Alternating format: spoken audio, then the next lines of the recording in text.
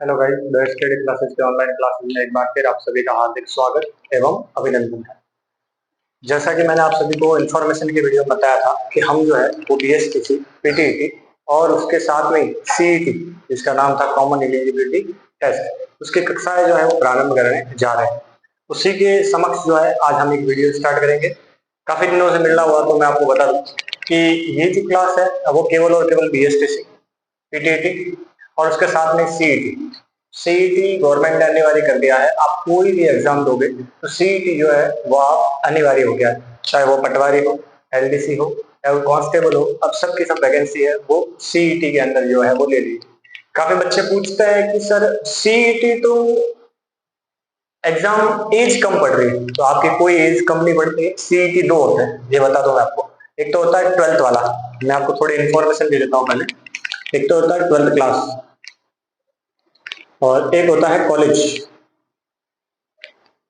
मतलब आप कॉलेज के बाद में करते हुए दो सीईटी होता है। एक तो अपने 12th क्लास का होता है और एक कॉलेज के बाद का। तो दोनों का जो सिलेबस है वो अलग अलग रहता है। इसमें केवल और केवल 12th तक का आता है और इसमें कॉलेज कॉलेज तक का आता है। तो दोनों का सीईटी है वो अलग अलग होता है। तो जिसने 12th क्लास की है उसको भी सीईटी देना पड़ेगा, और मान लो किसी के कॉलेज हो गई है तो उसको भी उसी के साथ में कौन सा एग्जाम देना पड़ेगा, सीईटी का। ठीक है। अब इसमें कोई भी वैकेंसी हो सकती है, पटवारी है, अपने एलडीसी है, कांस्टेबल है, तो ये सब की सब वैकेंसी जो है वो सीईटी के अंदर शामिल कर ली गई। तो हम जो है वो पहले आपके हिस्ट्री की क्लास जो है वो शुरू करेंगे। टॉपिक से टॉपिक जो है हम चलते रहेंगे। प्रैक्टिस सेट जो है आपको मिलता रहेगा, और जो हमारा चैनल है उसमें मैं आपकी पीडीएफ भी डाल दूंगा, ताकि क्या है कि यहाँ पढ़ने के बाद आप पीडीएफ को देखोगे तो अच्छे से वो पूरा कंटेंट जो है आपको गहनता से वो समझ में आ जाएगा। और प्रैक्टिस सेट के लिए मैं आपके प्रश्न उत्तर जो है वो भी आपके ग्रुप में जो है वो डाल दूंगा। ठीक है, तो आगे बढ़ते हैं। आपके सामने हिस्ट्री की जो है वो क्लास पहले मैं शुरू कर रहा हूँ, फिर इसके साथ में बाद में लगेगी रीजनिंग की क्लास। ठीक है, दो क्लास जो है अपने रहने वाली है। तो अपना हिस्ट्री का एक पहला चैप्टर अपन करेंगे।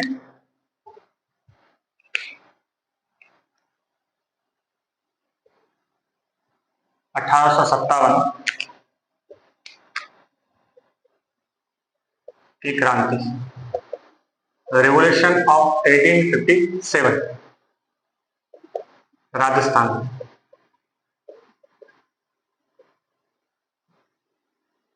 राजस्थान में 1857 की क्रांति। तो अपन देखेंगे 1857 की क्रांति। अब उसमें अपन क्या क्या टॉपिक देखेंगे। एक तो अपन इसके अंदर टॉपिक देखेंगे कि 1857 की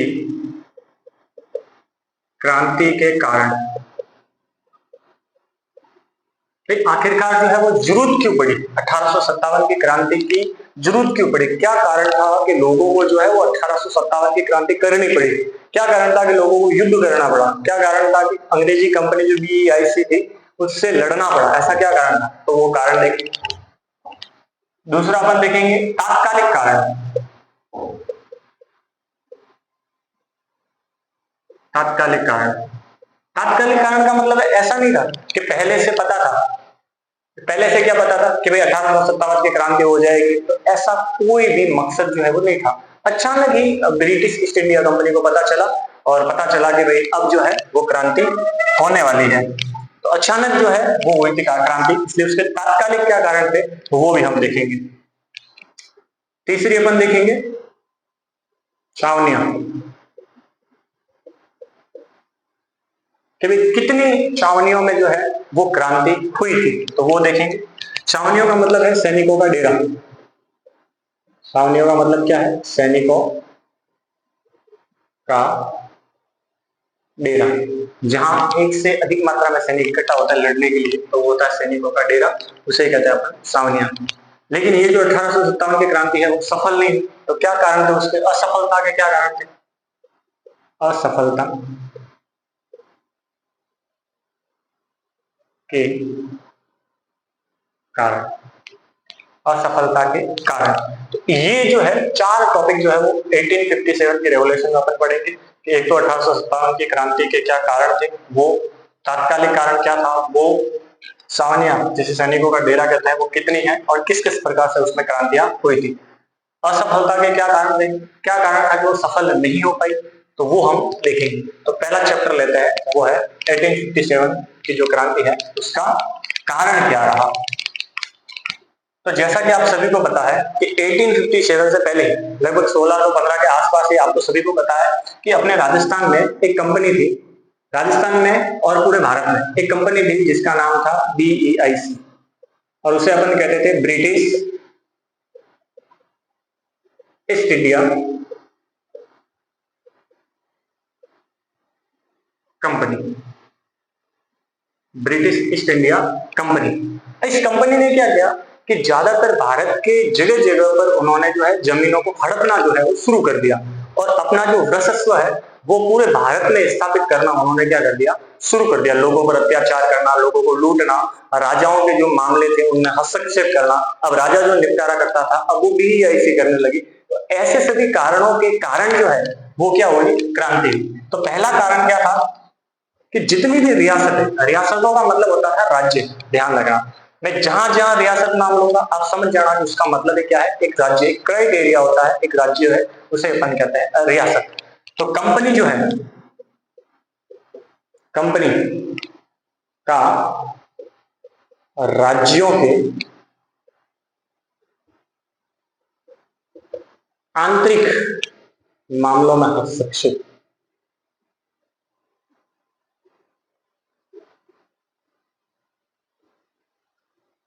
तो पहला कारण तो क्या रहा, तो पहला कारण रहा कि जो BEIC थी, जो ब्रिटिश ईस्ट इंडिया कंपनी थी, उसने क्या किया कि जितने भी राज्य थे उनके आंतरिक मामलों में उन्होंने क्या करना स्टार्ट कर दिया, हस्तक्षेप स्टार्ट करना शुरू कर दिया। अब आंतरिक मामलों का मतलब है कि भाई मान लो एक रियासत है, अब ये अपने पास में कोई रियासत थी, रियासत का मतलब ये अपने पास में राज्य है, और राज्य के पास में छोटे छोटे होते थे इलाके, वहां पर एक व्यक्ति को बिठाया जाता था, उसे अपन कहते थे सामंत, या फिर उसे अपन कहते थे दीवान। अब छोटे छोटे अपने पास में इलाके, और पूरा इलाका जो है वो राज्य, पूरा राजा के पास में था जो बीच में बैठा था। अब जितनी भी राज्य की जो देखरेख है, जितने भी मामले हैं, चाहे वो विवादित मामले हो या जमीन का कोई मामला हो, सबका सब कौन देखेगा, राजा। लेकिन BEIC ने क्या किया कि जितने भी राजा के जो आंतरिक मामले, उन आंतरिक मामलों को अपने अंडर में लेने की पूरी कोशिश की। इसके कारण वहां की जो जनता और जो राजा थे वो भड़क गए, और उन्होंने कहा कि ऐसे कैसे, हमारे आंतरिक मामलों में आप हस्तक्षेप नहीं कर सकते, हम जो है वो विवाद का निपटारा करेंगे, हमारे पीढ़ी दर पीढ़ी दादा परदादा निपटारा करता है, आप कौन हो बीच में निपटारा करने वाले। तो उन्होंने उनके आंतरिक मामलों में हस्तक्षेप करना स्टार्ट कर दिया। कर की बात करो तो कर बढ़ाना शुरू कर दिया मर्जी मुताबिक, कि भाई हम इतना कर लेंगे, उस पर कर लेंगे, उस पर कर लेंगे। तो राज्य जो है, उस राज्य के राजा ने सोचा कि ये तो हमारे जितने भी मामले हैं उसमें हस्तक्षेप है और ये चलने वाला नहीं है। तो इस कारण से वहां के राजा और जनता ने उनके खिलाफ विद्रोह किया, उनके खिलाफ क्रांति की। तो पहला कारण यही था कि कंपनी का जो है वो राज्यों के आंतरिक मामलों में जो है वो क्या था, हस्तक्षेप था, कि भाई कंपनी जो है वो राज्यों के आंतरिक मामलों में क्या कर रही थी, हस्तक्षेप कर रही थी। इसका उदाहरण आप देखोगे तो सबसे अच्छा उदाहरण आपको देखने को मिलेगा कि जब 1839 ईस्वी में आंतरिक मामलों में हस्तक्षेप कर जोधपुर किले को अपने अधीन कर लिया, जोधपुर किले को अधीन कर लिया उन्होंने। जोधपुर का जो किला था, उस जोधपुर के किले को जो है वो अपने अधीन कर लिया था, और ये अधीन किसके तहत किया गया था, कंपनी के द्वारा राज्य के आंतरिक मामलों में हस्तक्षेप करते हुए जो है वो 1839 ईस्वी में जोधपुर के किले को जो है वो अपने अधीन जो है वो कर लिया था। और वो करने वाली कौन थी, BEIC मतलब ब्रिटिश ईस्ट इंडिया जो है वो कंपनी। दूसरा दूसरा एक युद्ध हुआ, मांगरोल का युद्ध।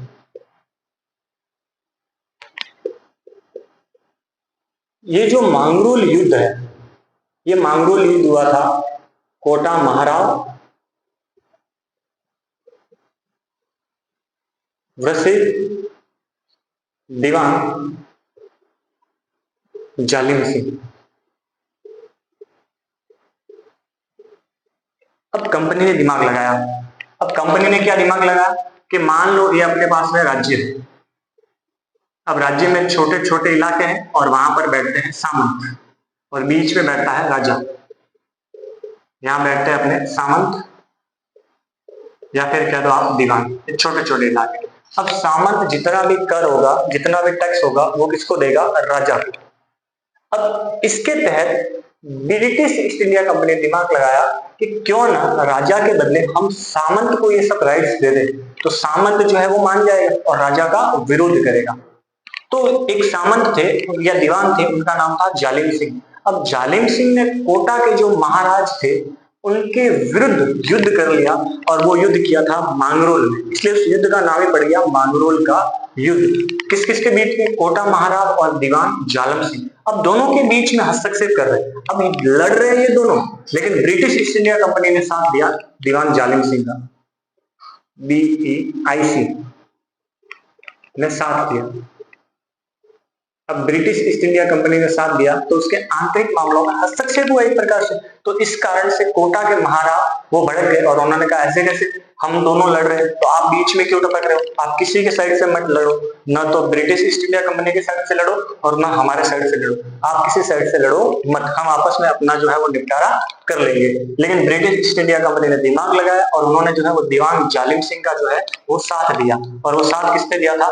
कोटा महाराव ने जो है वो क्या दिया था? साथ दिया था। उसके विरुद्ध में ब्रिटिश ईस्ट इंडिया कंपनी ने जालिम सिंह के साथ दिया, तो उसके आंतरिक मामलों में एक प्रकार से क्या हुआ? हस्तक्षेप। तीसरा, बार बार ये जो कंपनी थी वो कंपनी मेवाड़ के राजाओं पर बार बार युद्ध कर रही थी, मतलब उनके जो मामले थे मेवाड़ के, उन मेवाड़ के मामलों में बार बार जो है वो हस्तक्षेप कर रहे थे। इस कारण भी कहीं ना कहीं क्या हुई थी? क्रांति हुई थी। तो तीसरा, मेवाड़ में बार बार कंपनी का हस्तक्षेप। तो इन सभी कारणों से क्या हुई थी? 1857 की क्रांति। तो पहला कारण क्या था 1857 की क्रांति का? कंपनी का राज्यों के आंतरिक मामलों में हस्तक्षेप। तो जितने भी आंतरिक मामले थे उन आंतरिक मामलों में क्या कर रही थी? हस्तक्षेप। इसके 3 मोटे मोटे उदाहरण देखने को मिलते हैं, ठीक है। दूसरा कारण था, और दूसरा कारण था कंपनी का उत्तराधिकार का विरोध। अब दूसरा कारण जो था वो सिंपल था, कंपनी ने कहा कि हम जो है वो उत्तराधिकार नियुक्त होने नहीं देंगे। तो फिर कैसे? कि मान लो कोई राजा है और उस राजा का कोई भी संतान नहीं है किसी भी प्रकार की, तो राजा के संतान नहीं होने पर उसकी जितनी भी जमीन जायदाद जो है वो सब की सब कंपनी के पास में आएगी, और उस जमीन पर जो कब्जा होगा वो किसका होगा? कंपनी का। तो ऐसा करने पर वहां के राजा है वो भड़क गए। उन्होंने कहा आप किसी प्रकार से कोई पुत्र जो है वो गोद नहीं ले सकते। तो जो गोद प्रथा थी उस गोद प्रथा को समाप्त करने का किसी ने प्रयास किया था, तो वो कंपनी ने किया। अब जैसे ही उन्होंने ये घोषणा की कि कोई राजा जिसके संतान नहीं है वो किसी अन्य पुत्र को अन्य से गोद नहीं ले सकते, तो वहां के राजा ने उसका विरोध किया, और उसके कारण भी कहीं ना कहीं क्या हुई? 1857 की क्या हुई? क्रांति। तो एक कारण ये भी था। इसके भी कई एग्जाम्पल जो है आपको देखने को मिलेंगे। गोद लेने की प्रथा का विरोध। अब इसके उदाहरण आपको देखने को मिलेंगे सिंपल से। इसका एक तो आपको अलवर में देखने को मिलेगा। अलवर में 1826 में जो अलवर था उस अलवर के राजा के कोई संतान नहीं, तो अलवर को 2 भागों में उन्होंने डिवाइड कर दिया। तो अलवर को 1826 में विभाजित कर दिया, विभाजित कर लिया। और एक घटना देखने को मिली, भरतपुर में एक किला पड़ता है जिसका नाम है लोहागढ़ या लोहानागढ़ या लोहदुर्ग, कोई भी कह दो, इतना कोई फर्क पड़ने वाला नहीं है। एक जगह पड़ती है भरतपुर में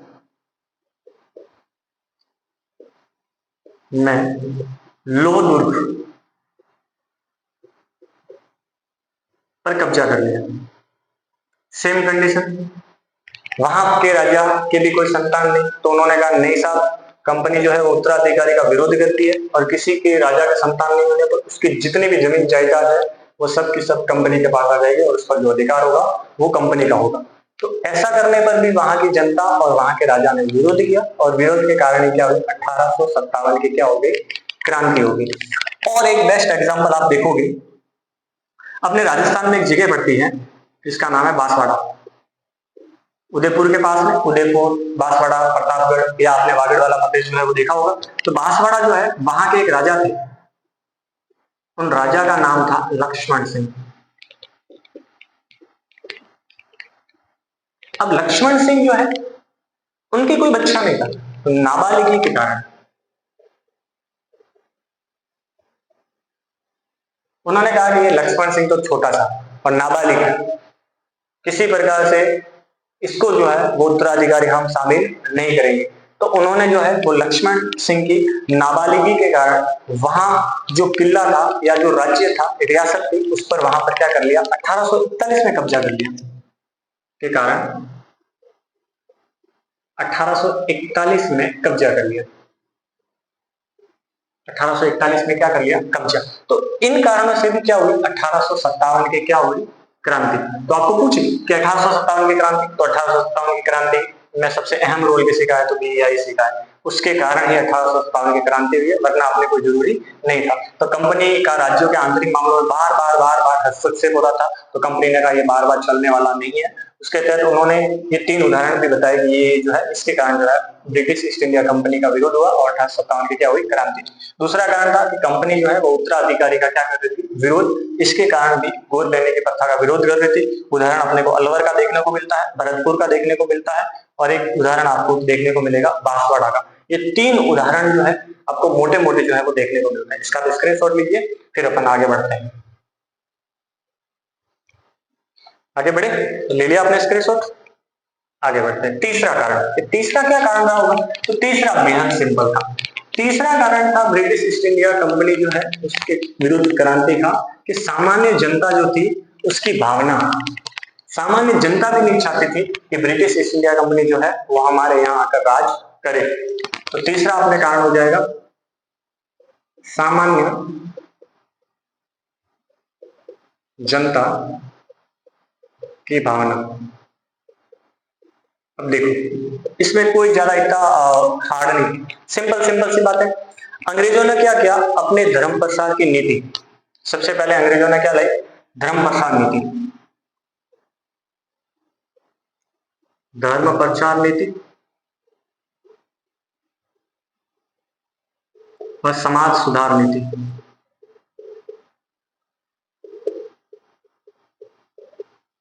अब जैसे ही अंग्रेजों ने अपने धर्म का प्रचार जो है वो यहाँ आकर करना शुरू किया, तो जो सामान्य जनता थी उनके मन में एक डाउट बैठ गया कि ये तो अपने धर्म का प्रचार कर रहे हैं, तो आने वाले समय में अपना जो धर्म है उसका प्रचार कैसे होगा, और अपने धर्म में यह हस्तक्षेप करके अपने धर्म को ये दबा देंगे। तो सामान्य जनता ने जो ब्रिटिश ईस्ट इंडिया कंपनी थी उसका विरोध किया, और कहीं ना कहीं सामान्य जनता का भी 1857 की क्रांति में एक महत्वपूर्ण भूमिका है। और वो भी किसके लिए, अब उनको वो उत्तराधिकारी संघर्ष उनका कोई लेना देना नहीं कि भाई राजाओं के जो है वो गोद लेने की प्रथा का विरोध कर रहे हैं, आंतरिक मामलों में हस्तक्षेप कर रहे हैं, नहीं। उनके मन में तो एक माइंड सेट हो गया था कि आने वाले समय में ये अपने धर्म के प्रचार की नीति है उसका विरोध करेंगे और समाज सुधार नीति लाएंगे, लेकिन उनमें भी कोई ना कोई हस्तक्षेप करके अपने विरोध हो जाएंगे। तो उन्होंने भी एक ठान ली कि हम भी जो है वो 1857 की क्रांति में अपनी भूमिका निभाएंगे, और उन्होंने भी अपनी भूमिका निभाई। तो सामान्य जनता का भी 1857 की क्रांति में एक महत्वपूर्ण रोल जो है वो देखने को मिलता है। उसका एक उदाहरण भी अच्छा देखने को मिलता है। एक छावनी है जिसका नाम है नसीराबाद। नसीराबाद छावनी पड़ती है अपने अजमेर में। आगे बढ़ेंगे अपन। इस नसीराबाद छावनी को 3 लोगों ने क्या कर लिया, लूट लिया। जवाहर जी, लुंग जी और लोटू बिल, या लोटू जाट, बिल नहीं सॉरी, जाट। जवाहर जी, लुंग जी और लोटू जाट ने जो नसीराबाद की छावनी थी उसको लूट लिया। नसीराबाद छावनी को लूट लिया। अब जैसे ही सामान्य जनता ने 1857 की क्रांति करने की सोची कि हम भी क्रांति में भाग लेंगे, तो उन्होंने उदाहरण भी दिया कि देखो नसीराबाद छावनी थी, वहां पर जवाहर जी, डूंग जी और लोटू जाट ने वहां जो धन था उसको लूट लिया था।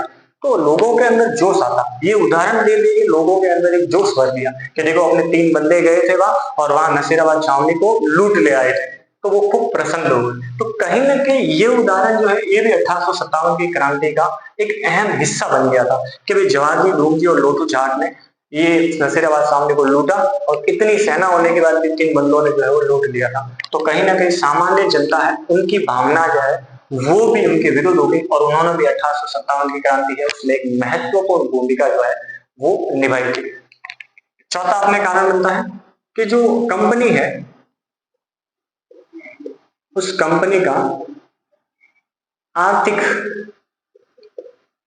मामलों में हस्तक्षेप।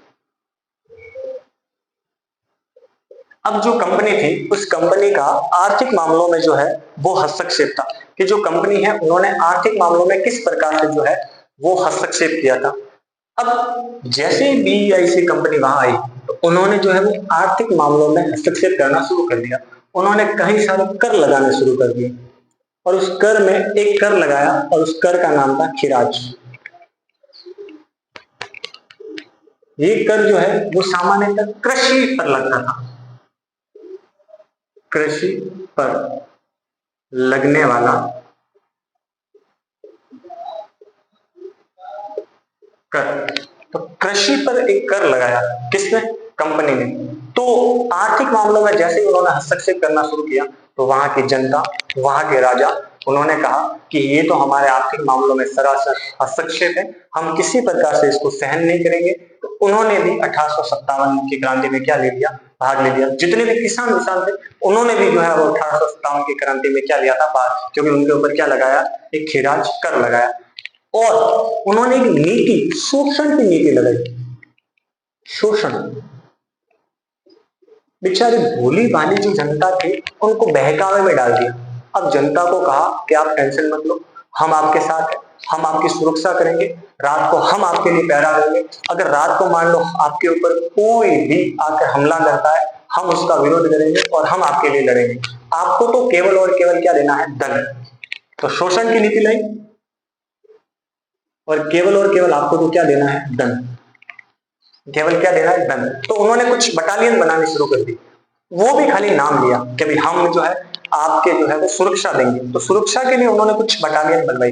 अब बटालियन बनाओगे तो उसकी खान पान, उसके लिए रहना पीना सब व्यवस्था वो तो धन से आएगी। अब धन किसके द्वारा लिया जाएगा? तो वहां की जनता के द्वारा जो है वो लिया जाएगा। तो उन्होंने कुछ बटालियन बनवाई। जैसे 1822 में एक बटालियन बनाई, मेरवाड़ा बटालियन। 1822 में एक मेरवाड़ा बटालियन बनी। 1834 में शेखावाटी ब्रिगेड। 1835 में जोधपुर लीजियन, जोधपुर लीजियन और 1841 में मेवाड़ भेरी कोर।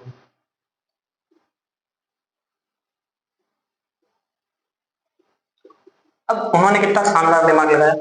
अब ये 4 जो है ये सेना बना ली। एक तो मेरवाड़ा बटालियन जो मेरवाड़ा में शामिल हो जाएगी, शेखावाटी इलाकों में सुरक्षा प्रदान करेगी, जोधपुर के इलाकों में और मेवाड़ के इलाकों में जो सुरक्षा प्रदान करेगी।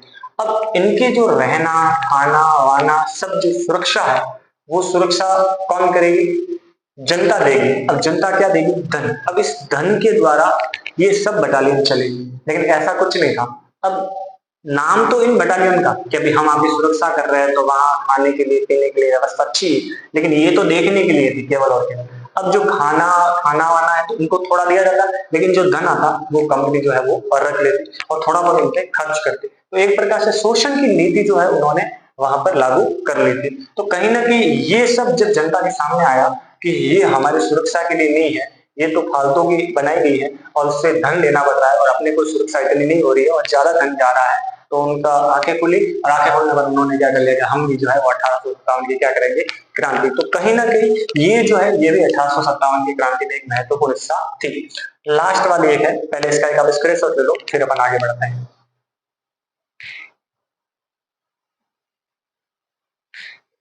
आगे बढ़ते हैं, पांचवा लास्ट वाला टॉपिक है, और पांचवा टॉपिक है अपने पास में सामंतों की मनोदशा।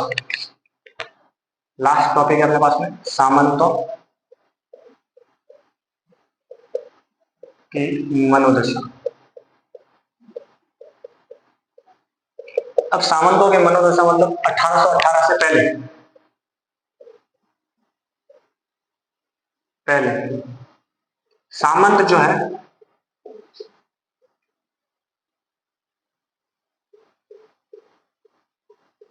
वो राजाओं से अच्छे संबंध में थे।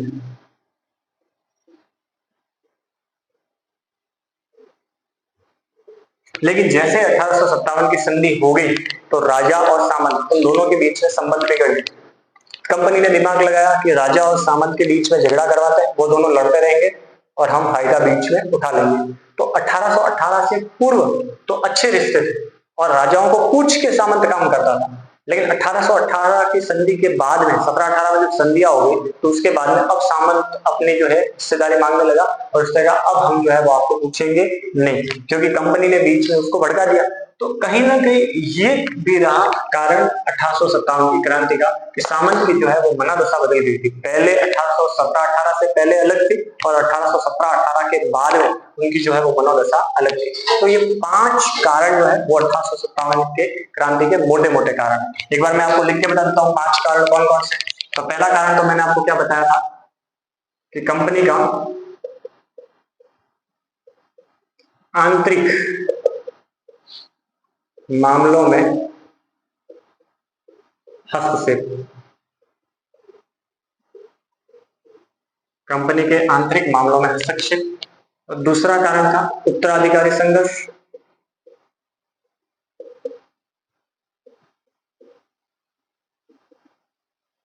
तीसरा अपने पास में एक कारण था और वो था, तीसरा कारण था सामान्य जनता की भावना। सामान्य जनता की भावना। चौथा अपने पास में कारण था सामंतों की मनोदशा।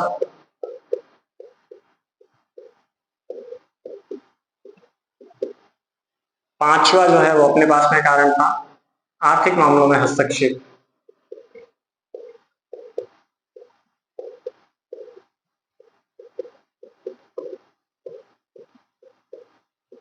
ये 1857 की क्रांति के कारण मोटे मोटे।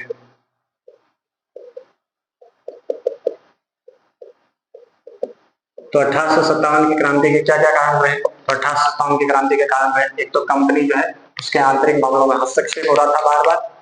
एक जो है वो उत्तराधिकारी संघर्ष। तीसरा था सामान्य जनता है उसकी भावना है वो भी बढ़ गई थी। सामंतों की जो मनोदशा है वो भी बिगड़ गई थी। और आर्थिक मामले जो है उनमें भी जो है वो बार बार क्या हो रहे थे? हस्तक्षेप हो रहे थे। क्या हो रहे थे? हस्तक्षेप। ठीक है, तो ये तो था 1857 की क्रांति के कारण।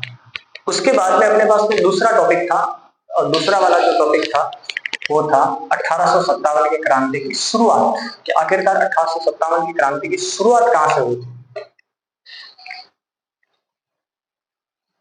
या दूसरा आपके एक और कारण था तात्कालिक कारण।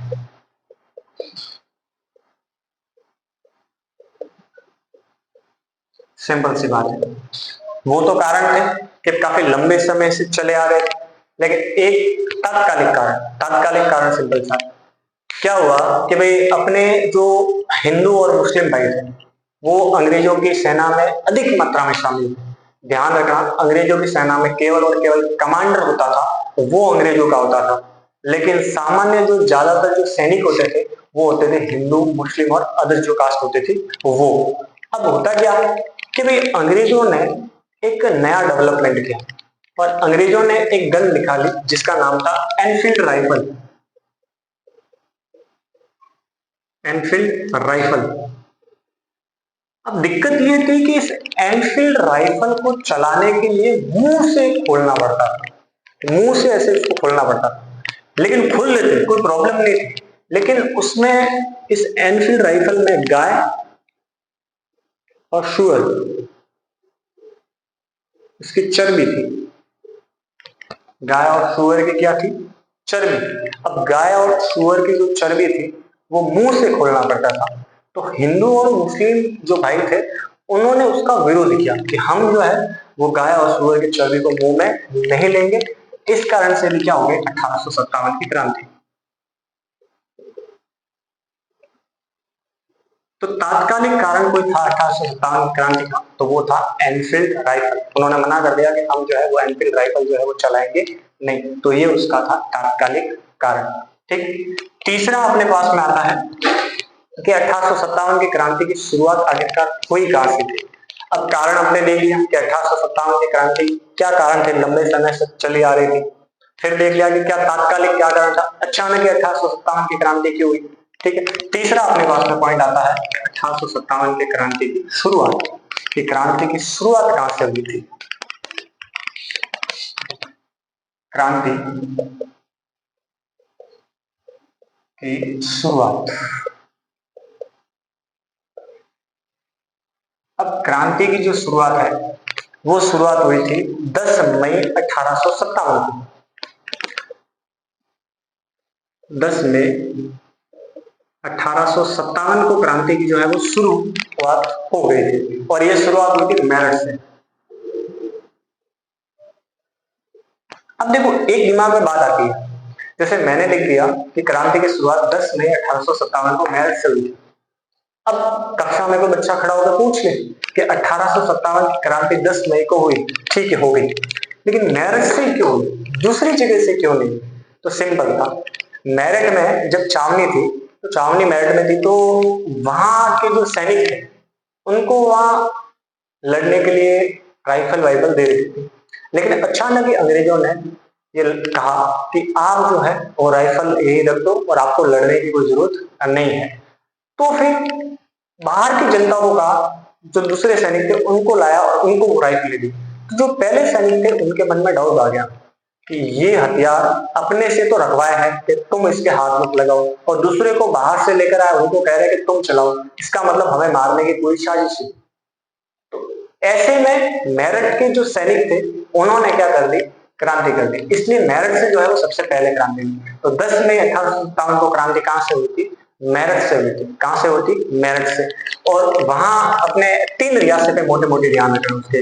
एक तो वहां की रियासत थी मारवाड़, मेवाड़, एक तो रियासत है मेवाड़, एक थी मारवाड़ और एक था जयपुर। जब 1857 की क्रांति हुई तो 3 रियासतें थोड़ी ज्यादा चर्चा में थी। अब वहां होता क्या था, रियासत में जैसे ही उसके मामले कंपनी के पास होते थे, कंपनी उसकी देख रेख नहीं करती थी। कंपनी एक अधिकारी रखती थी जिसे कहते थे वहां रेजिडेंट या पॉलिटिकल एजेंट, वो वहां हायर करती थी। तो मेवाड़ में जो पीए, पीए का मतलब होता है पॉलिटिकल एजेंट, पॉलिटिकल एजेंट, या उसे आप कह दो रेजिडेंट। ध्यान रखना, ये पॉलिटिकल एजेंट या रेजिडेंट ये केवल और केवल क्या काम करता था, जो रियासत होती थी वहां के विदेशी मामले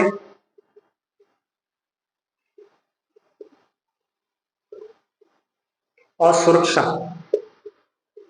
वहां के जो विदेशी मामले होते थे और जो सुरक्षा होती थी वो मामले जो है वो पीए पॉलिटिकल एजेंट और या रेजिडेंट के पास में होते थे, और वो आंतरिक मामलों में किसी प्रकार से हस्तक्षेप नहीं करता था, केवल विदेशी मामले देखता और सुरक्षा देता। उसके बदले में वहां की जनता उसको क्या देती थी, धन देती थी। तो वो पॉलिटिकल एजेंट था। और मेवाड़ में जो उस टाइम में पॉलिटिकल एजेंट थे वो थे मेजर सावर, पीए थे। और मारवाड़ में भी एक थे जिसका नाम है मॉक मिशन, ये भी पीए थे। जयपुर में एक थे वो थे ईडन। ठीक है। अब मेवाड़, मारवाड़ और जयपुर रियासतें उस टाइम में थोड़ी ज्यादा चर्चा में थी। 10 मई 1857 को मेरठ से जो है वो क्रांति की क्या हुई है, शुरुआत हुई है। और रियासतें होती थी, उसमें पीए पॉलिटिकल एजेंट या रेजिडेंट जो है वो नियुक्त कर लिए जाते थे, और वो रियासत में नियुक्त होकर केवल विदेशी मामले और सुरक्षा मामले जो है वो देखा करते थे। मारवाड़ के पीए थे मेजर सावर्स, मेवाड़ के थे मेजर सावर्स, मारवाड़ के थे मॉक मिशन, और जयपुर है उसके थे अपने ईडन। क्या थे अपने पास में, ईडन। अब आपके सामने आगे हम जब पढ़ेंगे नेक्स्ट वीडियो में शुरू करेंगे तो वहां आपको दो शब्द देखने को मिलेंगे। मैं आपको यही समझा देता हूँ, फिर उन दो शब्दों का बार बार मैं जिक्र करूंगा, बार बार मैं आपको बताऊंगा। एक तो होता है अपने पास में जीजी, एक होता है एजीजी। ये दो होते हैं। जीजी को तो अपन कहते हैं गवर्नर जनरल, गवर्नर जनरल, और एजीजी जो है, एजीजी को अपन कहते हैं agent to governor general, agent to governor general. ये दो शब्द ध्यान रखें। सबसे बड़ी पोस्ट जीजी, उसके बाद में एजीजी। ये एजीजी क्या होता है, जीजी का प्रतिनिधि होता है। जीजी का क्या होता है, प्रतिनिधि। तो जीजी का कोई प्रतिनिधि होता है उसे अपन कहते हैं एजीजी। क्या कहते हैं, एजीजी। ठीक है, तो आज के लिए इतना ही। नेक्स्ट वीडियो में अपन पढ़ेंगे चौथा वाला टॉपिक जो रहेगा वो कि 1857 की क्रांति जो है वो किस प्रकार से छावनियों में, और छावनियां अपने पास में कितनी थी। आज मैंने आपको 2 और 3 टॉपिक पढ़ा दिया। पहला तो कारण 1857 की क्रांति का, दूसरा मैंने बताया तात्कालिक कारण क्या था वो, और तीसरा मैंने आपको बता दिया कि 1857 की क्रांति की शुरुआत कहां से हुई। तो ऐसे आप पढ़ते रहे, चैनल को सब्सक्राइब करें, लाइक करें, कमेंट करें, और ज्यादा से ज्यादा उसको शेयर करें। आपका जो भी इंक्वायरी रहती है उसको कमेंट बॉक्स में आप डालें, मैं आपका जो है वो आंसर दे दूंगा। ध्यान रखना, एक बार पूरी हम 1857 की क्रांति पढ़ लेंगे, उसके बाद में जो है वो पिछले साल कौन कौन से सवाल आए हुए हैं और अब संभावित प्रश्न क्या बन सकते हैं, वो दोनों प्रश्न जो है मैं आपके डाल दूंगा ग्रुप में। आप उसको देखना और सॉल्व करना। एक बार ये 1857 की क्रांति पूरी हो जाएगी, मुझे पूरा विश्वास है कि आपके एक भी सवाल जो है वो इधर उधर नहीं होगा। ठीक है, अब दिक्कत क्या है कि आपको आराम से पढ़ना है, लोड नहीं लेना है। देखो होता क्या है कि बच्चा फास्ट फास्ट पढ़ने की कोशिश करता है, ये भी पढ़ लो, ये भी पढ़ लो, ये भी पढ़ लो। नहीं, एक जगह से पढ़ो, कहीं से पढ़ो, लेकिन एक जगह से पढ़ो। एक किताब को 100 बार पढ़ो, 100 किताबों को अलग अलग बार नहीं पढ़ना है। एक किताब है उसको 100 बार पढ़ लो, 100 किताब अपने नहीं पढ़ना है। ठीक है, मन को शांत रखना बहुत जरूरी है, वरना होता क्या है कि ये भी पढ़ लेते हैं, ये भी पढ़ लेते हैं, ये भी पढ़ लेते हैं, तो वो थोड़ा क्या होता है, प्रॉब्लम होता है। ठीक है, आज के लिए इतना ही, धन्यवाद।